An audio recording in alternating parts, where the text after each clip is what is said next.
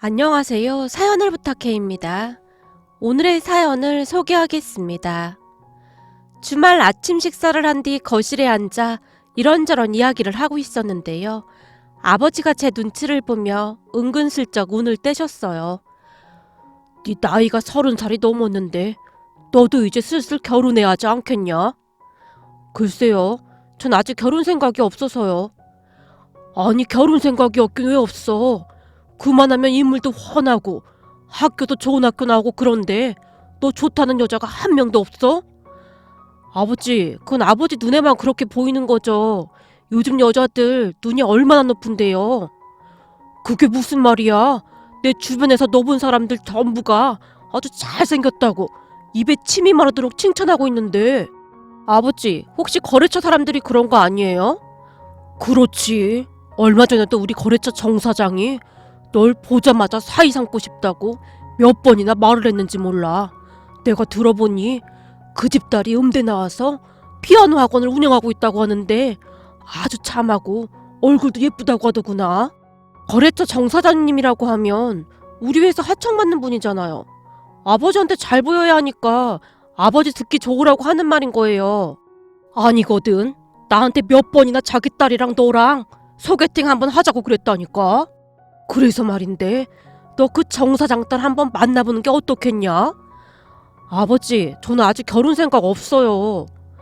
넌 참 이기적인 놈이야. 어떻게 너만 생각하냐? 결혼하고 이기적인 거하고 무슨 상관이 있어요? 제가 입을 삐죽이고 있었는데요. 아니지, 이기적인 거지. 아주 이기적인 거야. 생각해봐라. 우리한테 자식이라고는 너 하나뿐인데 네가 결혼도 안 하고 그러고 있으니 우리가 얼마나 답답하겠어. 지금 내 친구들은 손주 자랑하느라 아주 난리인데 난 손주가 없으니 거기에 끼지도 못하고 그러고 있단 말이야. 그니까 네가 아주 이기적인 거지. 처음에는 조곤조곤 말씀하시던 아버지가 갑자기 부하가 치밀어 오른다는 듯이 단숨에 말을 쏟아내셨어요. 그리고 아버지와 제 대화를 듣던 엄마가 한마디를 하셨는데요. 너무 그렇게 닥달하지 마요. 아직 결혼하기 싫다는 애한테 왜 그렇게 닥달을 해요? 역시 우리 엄마밖에 없다니까. 근데 사실 이 엄마도 네가 빨리 결혼해서 손주가 보고 싶긴 해. 그렇게 두 분이서 작정을 한 듯 제게 결혼을 하라며 압박하기 시작했습니다. 하지만 저는 두 분의 말을 듣는 둥 마는 둥 한 채 제 방으로 들어갔는데요. 잠시 후 엄마가 제 방문을 두드렸어요. 선우야, 엄마 들어가도 돼? 네, 들어오세요. 선우야, 이건 엄마가 그냥 노파심에 물어보는 건데. 뭔데 그래요? 아니, 너 혹시 말이야? 그것 때문에 결혼 안 한다는 건 아니겠지? 그거요? 그게 뭔데요? 그니까 우리가 널 말이야. 말을 하던 엄마가 차마 입 밖으로 입양이라는 말을 꺼내지 못한 채 제 눈치만 보고 있었어요. 저도 딱히 무슨 말을 해야 할지 몰라서 그저 입을 다물고 있었는데요. 아니, 엄마가 걱정이 돼서 그래. 혹시나 우리가 널 입양한 것 때문에 그게 걸려서 그런가 하는 생각 말이야. 엄마, 절대 아니에요. 전 지금껏 제가 입양됐다는 생각 한 번도 해본 적이 없는걸요? 그렇지. 그런 건 아닌 거지. 엄마가 그냥 걱정돼서 말이야. 엄마가 제 눈을 피하며 어쩔 줄을 몰라 하셨어요. 문득 생각해보니 입양이란 단어를 꽤나 오랜만에 듣는 것 같았습니다. 사실 저는 8살 때 부모님께 입양이 되었습니다. 그때쯤 저는 8살 나이에도 불구하고 많이 어른스러웠다고 하는데요. 지금도 그때 기억이 생생하게 떠오르거든요. 잔뜩 겁에 질린 채 앉아있던 저를 따뜻하게 안아주던 엄마의 모습을 제가 어떻게 잊을 수가 있겠습니까? 다행히 지금의 부모님은 정말 좋은 분들이셨고 그런 부모님 품 안에서 행복한 시간을 보낼 수가 있었어요. 그런데 제가 통 결혼할 생각이 없는 것을 보며 부모님께서 걱정이 되시는 듯 했습니다. 우리 부모님은 한참 동안이나 아이가 생기지 않아서 저를 입양했었기에 제가 빨리 결혼해서 손주를 보고 싶어 했거든요. 하지만 저는 결혼에 그다지 관심이 없었어요. 아마도 부모님께 입양되기 전 아픈 상처들이 가시가 되어 저를 힘들게 하지 않았나 싶기도 하네요. 과연 제가 결혼을 해서 좋은 아빠가 될 수 있을까 하는 걱정이 되기도 했고요. 그렇게 시간이 지나면 지날수록 부모님의 근심이 깊어져만 갔기에 결국 저는 아버지가 점 찍어뒀다던 한 아가씨와 소개팅을 하게 되었습니다. 소개팅 상대는 우리 아버지 회사 거래처 사장님 딸이었는데요. 명문 음대를 졸업하고 음악학원을 운영하고 있는 사람이라고 했어요. 정 소장님이 사진 보여줘서 내가 아가씨 사진을 봤는데 아주 미인이더구나. 거기다 음악을 전공해서 그런지 더 지적으로 보이고 말이야. 그니까 소개팅 가서 한번 잘해봐. 이번 참에 나도 할아버지 소리 한번 들어보자. 아버지, 이제 소개팅하는 건데 너무 앞서가시는 거 아니에요? 내가 오죽하면 이러겠냐? 그러니까 꼭 잘하고 와야 한다. 알겠어요. 근데 제가 마음에 든다고 해도 아가씨가 싫다고 하면 아무 소용도 없잖아요. 그니까 잘하고 오라 그 말이지. 내가 어디서 들었는데 말이다. 여자들은 이야기 잘 들어주고 맞장구 쳐주는 사람을 좋아한다고 하더구나. 그니까 리액션 잘하고 오라 그 말이야. 알았어요. 너무 걱정하지 마세요. 제가 집을 나서는데 부모님께서 손까지 모은 채 간절한 표정으로 저를 배웅해 주셨어요. 그런 부모님의 모습을 보며 두 분이 참 귀여우시다는 생각과 함께 부담스러운 마음도 들었는데요. 만약 소개팅이 잘못되면 실망하실 부모님이 걱정이 되었거든요. 그렇게 부담스러운 마음으로 소개팅 장소에 나갔는데요. 소개팅에 나온 여자의 모습은 제가 생각했던 것보다 훨씬 괜찮아 보였습니다. 여자의 얼굴은 놀라울 정도로 하얗고 투명했어요. 거기다 피아노를 전공한 사람답게 유난히도 손가락이 길고 예뻤습니다. 또한 성격이 쾌활한 편으로 제가 말을 할 때마다 활짝 웃으며 이야기에 집중하는 그런 모습이었어요. 한마디로 누가 봐도 예쁘고 매력적인 그런 여자였습니다. 그리고 그 순간 아버지가 했던 말이 떠올랐는데요. 정 사장님이 집에 초대해서 가봤는데 진짜 예쁘고 참하더라니까. 거기다 정 사장님이 아내도 음악을 전공했다는데 엄마랑 딸이랑 아주 똑 닮았더구나. 정 사장님 아내가 플룻도 기가 막히게 연주하더구나. 딸은 피아노를 치고 엄마는 플룻을 연주했는데 그렇게 멋져 보이지 뭐냐? 라며 감탄을 하셨거든요. 그런 아버지의 말이 이해가 될 정도로 여자는 정말 괜찮아 보였어요. 하지만 제 처지에 그런 여자와 결혼이 가능한 것일까? 라는 걱정이 앞섰는데요. 여자는 시중일관 활짝 웃으며 제게 호감을 표해왔습니다. 잠시 뒤 소개팅을 끝내고 제가 여자를 데려다주고 집으로 가려고 했는데요. 저기 선우씨, 혹시 제가 마음에 안 드시는 거예요? 네? 그게 무슨 말씀이세요? 아니, 제 말은 제가 마음에 안 드시는지 궁금해서요. 아니요, 그럴 리가요. 정말요? 저기 그럼 우리 또 볼 수 있는 거죠? 선우씨, 너무 긴장한 거 아니에요? 저 그렇게 무서운 사람 아닌데. 아, 죄송합니다. 제가 소개팅을 너무 오랜만에 했거든요. 그게 정말이에요? 그럼 제가 마음에 안 들어서 그런 건 아닌 거죠? 그럼요. 절대 그런 거 아닙니다. 그럼 우리 다음 주에 또 만나요. 네, 알겠습니다. 그럼 다음 주에 제가 가영 씨한테 연락 드릴게요. 알겠어요. 그럼 기다리고 있을게요. 겉모습은 여리여리한 여성스러운 그런 모습이었지만 성격은 전혀 달랐는데요. 남자인 저보다 더 적극적으로 다가왔거든요. 하지만 제가 워낙 소극적인 성격이었기에 그런 가영 씨가 오히려 더 좋았던 것 같습니다. 우리는 그렇게 정식으로 사귀게 되었어요. 양가 부모님들이 좋아하신 건 말할 것도 없었고요. 특히나 가영이 부모님이 우리를 적극적으로 응원해 주셨는데요. 어느 날은 가영이가 조심스레 제게 묻기까지 했어요. 저기 선우씨 나이도 있는데 되도록이면 빨리 결혼하는 건 어때? 결혼? 그래도 서로 1년은 만나보고 해야 하지 않을까? 선우씨는 아직 나한테 확신이 없는 거야? 그런 건 아닌데 그럼 너한테 결혼이 조금 빠른 게 아닌가 싶어서. 나 괜찮아. 어차피 부모님들끼리 다 아는 사이여서 더 안심도 되고, 그리고 선우씨 만날 때마다 참 진국이란 생각도 들더라고. 어느 순간부터 가영이가 결혼 이야기를 꺼내기 시작했는데요. 저도 가영이를 많이 좋아하고 있었기에 이왕 할 거 빨리 하는 것도 괜찮겠다 싶었어요.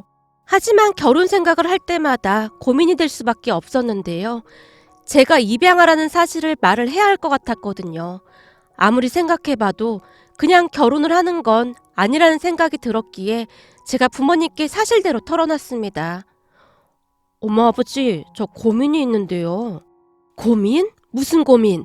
가영이랑 무슨 문제라도 생겼어? 그런 건 아닌데요. 제가 입양됐다는 사실을 말해야 하는 거 아닌가 싶어서요. 제가 힘겹게 한마디 한마디를 하고 있었는데요. 제 말 듣던 아버지가 대수롭지 않게 말씀하셨어요. 그거 말이냐? 그건 내가 이미 정 사장한테 다 말해놨다. 아버지가요? 언제요? 네가 가영이 만나러 가기 전에 말했어. 그래야 괜한 잡음이 안 생길 것 같아서. 제가 입양하라고 해도 괜찮대요? 그러니까 소개팅에 나간 거 아니겠냐? 정 사장은 그런 거 별로 개의치 않더구나. 아니, 오히려 그게 무슨 상관이냐고 했어. 넌 내 아들이 분명한데 뭔 상관이냐고. 그러니까 아무 걱정하지 마. 아, 네. 저는 괜히 걱정이 돼서요. 그게 무슨 상관이냐? 네가 우리 아들인 게 중요한 거지. 아버지도 대수롭지 않다는 듯이 말을 하시다가는 화제를 돌렸는데요. 근데 갑자기 그런 걱정을 왜 하는 거야? 사실 가영이가 되도록 빨리 결혼하면 좋을 것 같다고 해서요. 그래? 가영이가 그랬단 말이냐? 네, 아무래도 제 나이가 있다 보니 그런 것 같아요. 그렇지. 네 나이가 결혼할 나이긴 하지. 잘 됐구나. 그럼 빨리 결혼 진행하면 되겠네. 어차피 양가 다 아는 사이인데 니들만 좋으면 미룰 게 뭐가 있겠어. 안 그래, 여보? 그렇지. 나도 우리 아들이 빨리 결혼하면 좋지. 거기다 손주까지 빨리 안겨주면 더 좋고 말이야. 엄마, 아직 결혼도 안 했는데 무슨 손주 타령이에요. 왜? 요즘은 혼수로 많이들 해간다고 하더니만. 엄마, 제발 이상한 소리 좀 하지 마세요. 제가 얼굴까지 시뻘개진 채 엄마를 말렸지만 부모님은 오로지 손주 생각뿐이신 것 같았어요. 아마도 두 분이 아이를 낳지 못하셨기에 손주가 더욱 기다려지시는 듯 했습니다. 그렇게 우리는 만난 지 7개월 만에 양가 부모님께 인사를 드리게 되었어요. 우선 가영이가 우리 부모님께 먼저 인사를 왔는데요. 부모님께서는 가영이를 아주 마음에 들어 하셨어요. 어쩜 그렇게 단아하고 예쁠 수가 있을까? 우리 아들이 한눈에 반할만 하네. 얼굴에 잡티가 하나 없더라. 거기다 피아노를 전공해서 그런지 손도 아주 예쁘더구나. 손주 태어나면 아주 예쁠 것 같아. 가영이가 돌아간 뒤 엄마가 설레이는 표정으로 몇 번이나 말했는지 모르겠습니다. 그리고 얼마 뒤 제가 가영이 부모님께 인사를 갔는데요. 문 앞에서 초인종을 누르자마자 가영이 가족들이 아주 반갑게 맞아줬어요. 그냥 와도 되는데 이런 걸 뭐하러 사왔어요? 얼른 들어와요. 제가 들고 간 선물을 받아든 가영이 어머니가 활짝 웃고 있었는데 그냥 한눈에 봐도 모녀 사이라는 생각이 들 정도로 가영이와 어머니가 많이 닮아 있었어요. 가영이 가족들을 따라 현관에서 거실로 들어가고 있었는데요. 들어선 거실 벽에는 유명 화가들의 명화들이 걸려 있었고 또한 거실 한쪽에는 아주 멋진 피아노가 있었습니다. 그냥 딱 봐도 비싸 보이는 그런 피아노 같았어요. 거실로 들어간 제가 거실에 걸려있던 그림들을 쭉 둘러보고 있었는데요. 거실벽 한복판에 걸려있던 명화 하나가 유난히도 제 눈에 들어왔어요. 그 그림은 세자매가 나란히 앉아있는 모습이었는데 그런 세자매 앞에 엄마로 보이는 여자가 작은 의자에 앉은 채로 아이들에게 밥을 떠먹이고 있는 그런 그림이었어요. 어딘지 모르게 많이 낯이 익어 보였기에 제가 그 그림을 한동안 넋을 놓고 뚫어져라 바라보고 있었어요. 왜요? 저 그림이 마음에 들어요? 네? 아, 그게 왠지 모르게 낯이 많이 익어 보여서요. 어디서 본 것 같은데 기억이 잘 안 나서요. 그럴지도 모르죠. 저 그림 꽤 유명한 그림이거든요. 라며 가영이 어머니가 그림에 대한 설명을 하기 시작했어요. 저 작품은 장 프랑스와 밀레의 1860년도 작품이에요. 제목이 쪼아먹다인데 그림을 자세히 보면 귀여운 아이들이 입을 내민 채 어머니가 내밀고 있는 숟가락을 쳐다보고 있는 모습이 마치 어미새가 먹이를 먹여주는 듯한 그런 느낌이어서 쪼아먹다라는 제목이 붙여졌다고 하더라고요. 그러니까 부모 자식 간에 따뜻한 사랑을 표현한 그림이죠. 근데 저 그림은 특히나 내가 좋아하는 그림인데 선우 씨도 저 그림이 마음에 드는 모양이네요. 역시 우리가 인연인가 보다. 왠지 모르게 집 안으로 들어서는데 저 그림이 많이 익숙한 느낌이 들어서요. 어머님, 말씀 낮추셔도 됩니다. 그럼 그럴까요? 앞으로 우리 사이가 될 건데 그래도 되겠죠? 가영이 어머니가 활짝 웃고 있었는데요. 그럼 가영이 어머니의 미소를 보며 왠지 모르게 마음 한구석에 전기가 흐르는 듯한 그런 이상한 기분이 들었던 것 같습니다. 잠시 후 식탁에 둘러앉아 식사를 한 뒤 차를 마시며 대화를 했는데요. 가영이 어머니는 음악뿐만 아니라 그림에도 조예가 깊은 사람이었어요. 벽에 걸려있던 그림들을 제게 하나하나 설명해줬거든요. 그러다가는 가영이 아버지가 한마디를 하셨어요. 여보, 그러지 말고 당신 그 플룻 연주 좀 해봐. 왜 그거 있잖아. 아침의 기분? 그거 말이야. 그럴까? 근데 우리 예비 사이가 음악을 좋아할지 모르겠네. 내가 피아노뿐만 아니라 플룻도 불 줄 아는데 괜찮을까? 그럼요. 저는 괜찮습니다. 아니, 오히려 영광입니다. 제가 잔뜩 기대된다는 표정으로 가영이 어머니를 바라봤고, 그럼 가영이 네가 피아노 좀 쳐줄래? 엄마가 플룻 연주할 테니까. 이 곡은 페르긴트의 아침의 기분이라는 곡인데 아마 많이 들어본 곡일 거야. 우리 가족이 제일 좋아하는 곡이기도 하고 사실 내가 우리 가영이 키울 때 자주 들려줬던 곡이야. 라는 설명과 함께 가영이 어머니가 플룻을 그리고 가영이가 피아노를 연주하기 시작했는데요. 곧 너무나 익숙한 음악이 거실을 가득 메웠습니다. 가영이의 피아노 연주뿐만 아니라 가영이 어머니의 플룻 연주도 아주 훌륭했어요. 그런데 가영이 어머니가 플룻을 연주하면 할수록 뭔가 알 수 없는 슬픔 같은 것이 느껴지기 시작했는데요. 어느 순간 저도 모르게 제 눈에서 눈물이 새어나오고 있었습니다. 그 모습에 다들 놀란 채 저를 바라보고 있었어요. 어머, 이제 보니 우리 예비 사이가 음악적 감수성까지 있었네. 아무리 봐도 우리랑 너무 잘 맞네. 음악이 그렇게 좋았어? 네? 그게... 제가 미처 말을 잇지 못했는데요. 그 순간 심한 두통이 밀려오면서 속이 좋지 않았거든요. 저기 죄송한데 제가 몸이 너무 안 좋아서 오늘은 그만 가봐야 할 것 같습니다. 선우씨, 갑자기 왜 그래? 죄송합니다. 나중에 다시 찾아뵙겠습니다. 제가 후다닥 집을 나섰는데요.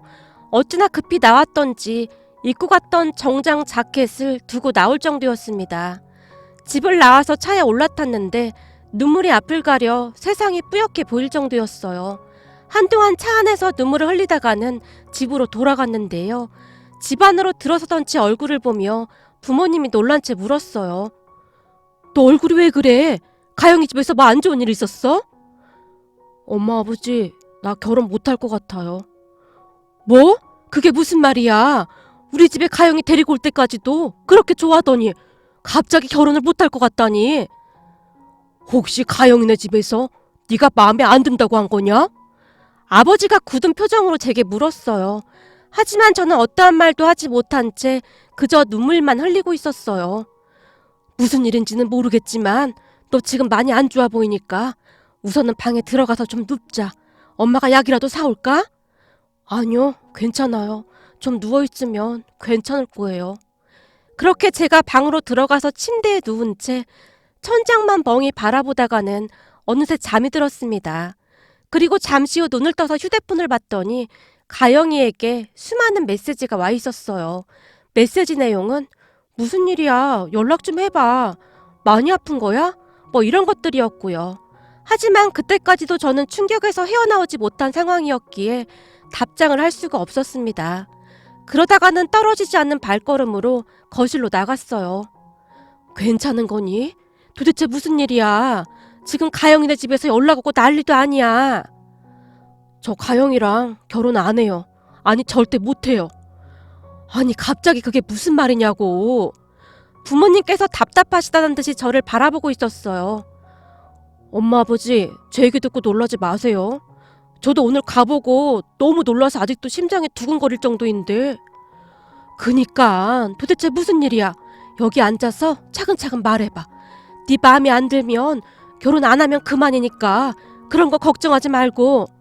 엄마, 아버지가 잔뜩 긴장한 채 제 입만 바라보고 있었어요. 엄마, 아버지가 그 보육원에서 나 데리고 왔을 때 기억나세요? 그럼 기억나다마다. 근데 갑자기 그 얘기는 왜 하는 거야? 그때 제 눈이 너무나 슬퍼 보여서 저를 선택하셨다고 했잖아요. 그랬지. 다른 애들은 다들 잘 어울려서 노는데 유독 너만 혼자 구석에 앉아있더구나. 근데 그 여린 눈에 눈물이 어찌나 가득하던지 엄마 마음까지 아려왔거든. 내가 이 아이 엄마가 되어서 눈물을 닦아줘야겠구나 그런 생각을 했거든. 그때 생각이 나시는지 엄마의 눈시울이 붉어져 있었습니다. 그리고 부모님과 저는 그날 그때의 기억을 되새기기 시작했어요. 사실 저는 태어나자마자 보육원에 맡겨졌다고 하는데요. 맡겨진 뒤 한 달쯤이 지난 어느 날 한 부부에게 입양이 되었다고 합니다. 결혼한 지 한참 됐다던 그 부부에게는 아이가 없었다는데요. 너무나 간절히 아이를 원했지만 아무리 기다려도 아이가 생기지 않았다고 했어요. 그러다 결국 입양을 했고 이왕이면 아무 기억도 없는 그런 아이를 데려다 키우고 싶어 했다고 합니다. 마치 자신들이 낳은 아이처럼 말이죠. 그런데 몇 년 뒤 문제가 생겼다는데요.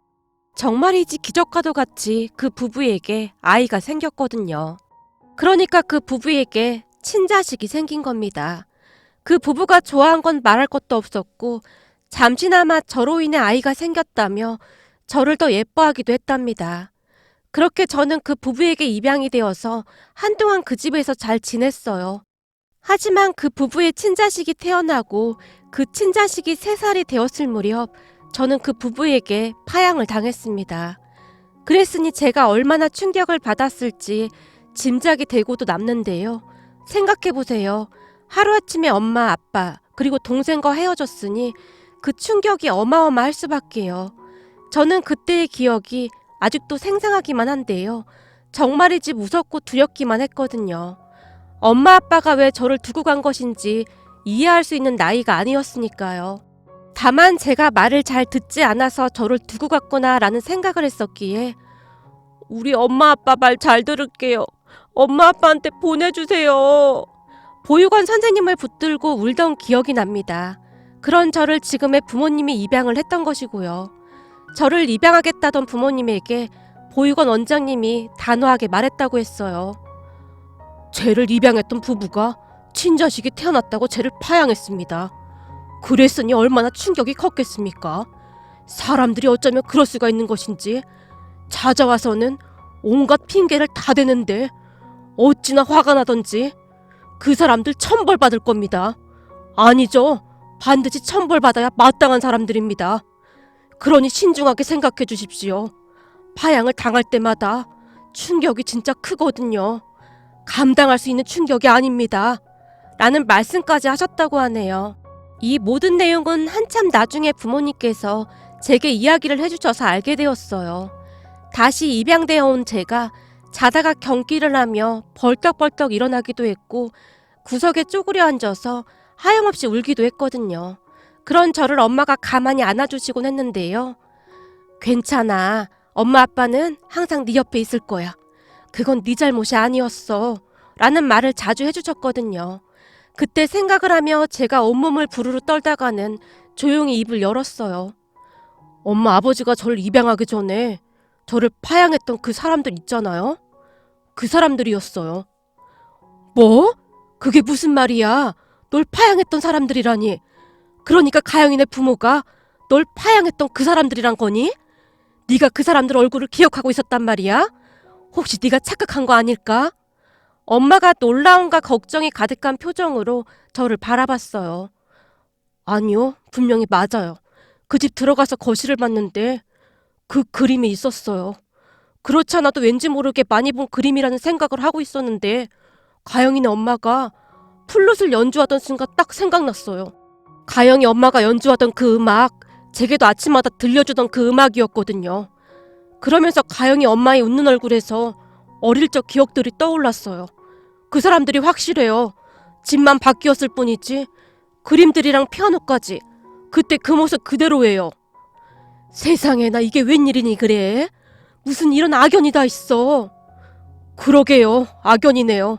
다시는 만나지 말았어야 하는 악연이네요. 그런 집안이라면 나도 절대 허락 못한다. 나쁜 사람들 같으니라고. 사람이라면 절대 그렇게 하면 안 되는 거야. 안 그래, 여보? 엄마가 분하다는 듯이 아버지를 바라봤는데요. 그렇지. 그런 직구석다리랑 우리 귀한 아들이랑 절대 결혼 못 시키지. 아버지의 얼굴에도 분노가 가득해 보였습니다. 그때 제가 부모님 집에 처음 왔을 때 충격으로 인해 적응을 잘 못해서 부모님께서 많이 마음 아파하셨거든요. 아마도 그때 생각이 나셨으리라 추측해 볼 뿐입니다. 그 뒤 저는 가영이를 만나 헤어지겠다고 통보했습니다. 뭐? 헤어지다니 그게 무슨 말이야? 선우씨, 알아듣게 말 좀 해봐. 너랑 내가 결혼한다는 거 자체가 말이 안 되는 일이야. 이유는 니네 부모님께 물어봐. 우리 부모님한테 뭘 물어보란 말이야. 정가영, 그리고 정수영. 가영이 너네 부모님한테 물어봐. 정수영이 누군지. 정수영이 누군데 그냥 그렇게만 말하면 어떡해. 니네 부모님께 물어보면 알 거 아냐. 그러니까 니네 부모님한테 물어봐. 정수영이 누군지. 한마디만 더 하면 그 정수영이 바로 나라는 말도 꼭 하고. 뭐? 선우씨가 왜 정수영이야? 그니까 니네 부모님께 물어봐. 난 이만 가볼게. 더 이상 네 얼굴 보고 싶지도 않다. 네 얼굴 보고 있는 것만으로도 참 힘들거든. 제가 자리를 박차고 일어나서 그곳을 나와버렸습니다. 그 뒤 가영이네 집이 발칵 뒤집어졌는데요. 가영이 아버지가 우리 아버지에게 전화까지 하고 난리가 났던 모양이었어요. 그러다가는 가영이네 부모님이 우리 집으로 직접 찾아오기까지 했어요. 그쪽 따님이랑 우리 아들이랑 헤어진 걸로 알고 있는데 왜 온 거죠? 저기 염치 없는 줄 알고 있지만 선우가 수영이라는 게 사실인지 확인도 하고 싶고 저희도 변명은 해야 할 것 같아서요. 변명이요? 무슨 변명이요? 수영아, 너 진짜 수영이 맞는 거니? 저는 이선우입니다. 수영이는 이미 오래전에 사라졌죠. 그쪽에서 버린 거 아닙니까? 수영아, 아니 선우야, 우리 말도 좀 들어봐라. 우리도 절대 그러고 싶지가 않았단다. 근데 가영이가 태어난 뒤 시부모님께서 널 다시 파양 안 시키면 재산인 거 뭐고 하나도 안 줄 거라고 했어. 어쩔 수 없이 그랬다. 너 그렇게 보내고 우리도 참 마음 아팠어. 우리 선우 힘들게 하지 말고 그냥들 가시죠. 우린 더 이상 그쪽들하고 말하고 싶지 않으니까요. 엄마가 그 사람들에게 나가라고 차가운 목소리로 말을 했는데요. 가영이네 엄마가 정말이지 말도 안 되는 소리를 하기 시작했어요. 지금 이 상황에 이런 말 드리긴 좀 그렇지만 사실 이것도 인연 아니겠습니까? 우리가 선우 첫 부모이기도 했고 그랬는데 이런 인연이 또 어디 있겠습니까? 도대체 무슨 말을 하는 겁니까? 그러니까 제 말은 선우가 우리 아들이었잖아요. 그러니 우리 가영이랑 둘도 없는 짝이지 않겠느냐 그 말입니다. 생각해보세요. 우리가 계속 선우를 데리고 있었으면 비록 핏줄은 아니지만 가영이랑 선우가 남매 사이가 되는 건데 지금 보니 둘이 부부가 될 운명이라 일이 된 게 아닌가 싶습니다. 왜 그런 말도 있잖아요. 세상에 일어나는 모든 일에는 다 이유가 있는 거라고요. 그때 당신들이 우리 선우한테 한 짓을 생각하면 지금도 화가 치밀어 올라. 근데 지금 그걸 말이라고 하는 겁니까? 당신들이 무슨 짓을 했는지 알기나 하냐고요. 물론 우리도 미안하게 생각하긴 합니다만 당신들도 친자식이 태어났으면 생각이 달라졌을걸요. 친자식이 태어나니까 입양해 온 애한테 정이 뚝 떨어지는 걸 어쩌란 말입니까? 사실 그때 당시 우리는 최선의 방법을 생각한 겁니다. 생각해보세요. 이미 정 떨어진 애를 데리고 있어봐야 서로한테 득될 게 뭐가 있겠어요. 우리도 나름 생각하고 한 행동이라 그 말입니다. 그때 그렇게 한 행동은 우리가 앞으로 다 갚으며 살 테니까 그냥 둘이 결혼시키시죠. 시간이 지나면 지날수록 두 사람의 속마음이 그대로 드러나기 시작했는데요. 두 사람은 제가 생각했던 것보다 훨씬 최악의 사람들이었습니다. 아주 가끔은 그 사람들이 제게 웃어줬던 기억이 어렴풋이 떠오르기도 했었는데요. 그날 그 사람들의 행동을 보며 저는 그저 장난감에 불과했구나 하는 생각까지 들었으니까요. 한때나마 그 사람들을 부모라고 생각했던 것에 대해 분노가 느껴질 정도였습니다. 결국 잠시 후 아버지가 그 사람들을 밖으로 내쫓아버렸어요. 그렇게 우리는 헤어졌습니다. 그러다 어느 날 집에 들어온 아버지께서 기가 막힌 이야기를 하셨는데요. 어쩐지 이상하더니만. 왜요? 이상하긴 뭐가 이상해요? 그 가영이네 집 말이야. 아무리 생각해봐도 이상하더라고. 그 난리를 쳤는데도 우리 선우랑 결혼시키고 싶다고 했잖아. 그래서 내가 뒷조사를 좀 해봤거든. 그런데 그게 왜요? 그게 말이야.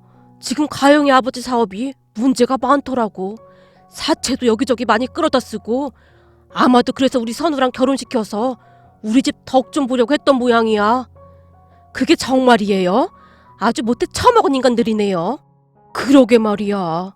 아무래도 우리 집안과 사돈이 되면 돈 문제라던가 하청 물품 수주를 다 독차지할 생각이었던 거지.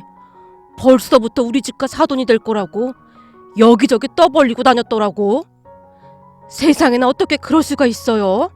그러게 말이야. 이번 참에 그쪽과 하청 재계약도 끝낼 거거든. 그리고 내가 다른 친한 사장님들한테도 이미 다 말해놔서 아마 다른 쪽도 계약이 어려울 거야. 그동안 잘못 산 대가를 이제야 그대로 돌려받는 거지 뭐. 라는 말씀을 하셨거든요. 그 뒤 그 사람들이 몇 번이나 찾아와서 부모님과 제게 빌어댔지만 우리는 상관조차 하지 않았습니다. 제가 더욱 씁쓸했던 것은 그 부부가 찾아와서 빌어대는 동안 가영이는 단 한 번도 찾아오지 않았는데요. 나중에 가영이가 문자를 보내왔는데 그 문자 또한 충격적이었습니다. 부모님의 성화에 못 이겨 저와 결혼을 하려고 했었다고 하네요. 우리 집이 돈도 많고 아버지 사업도 크게 연관되어 있었으니 그냥 안정적인 저와 결혼을 시키려고 했던 것이죠. 그동안 부모님이 하라는 대로 하고 살아왔던 가영이도 이번에 느낀 것이 많았던 것 같았는데요. 미안했다는 말만을 할 뿐이었습니다. 그러한 모습을 보며 사람의 욕심이 얼마나 끝이 없는지 다시 한번 깨닫게 되었답니다. 그렇게 어렵게 낳은 딸이었음에도 불구하고 본인들의 욕심을 채우기 위해 그러한 짓을 한 것을 보며 그 사람들에게는 저를 파양하는 것이 정말 아무렇지도 않았겠구나라는 생각마저 들었으니까요.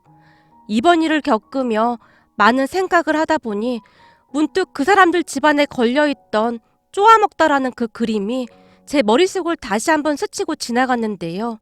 나중에 자세히 알아보니 밀레라는 화가는 인간이나 성실한 노동자의 본질을 그림에 담아내려고 노력하던 화가였다는데 그런 사람들이 그 밀레의 그림을 떡하니 벽에 걸어둔 채 그런 고상한 척을 했다는 것에 소름이 끼칠 정도였습니다. 그 사람들과 같이 살았던 시간이 잘 기억이 나진 않지만 얼핏 제게 그 그림을 보여주며 자주 이야기를 했던 기억은 분명히 남아있었으니까요. 그러한 생각들을 하다 보니 왠지 모를 씁쓸함마저 느껴집니다. 앞으로 우리 부모님께 항상 감사하는 마음으로 살아갈 생각입니다. 오늘의 사연은 여기까지였습니다. 즐겁게 보셨다면 구독, 좋아요 부탁드립니다. 고맙습니다.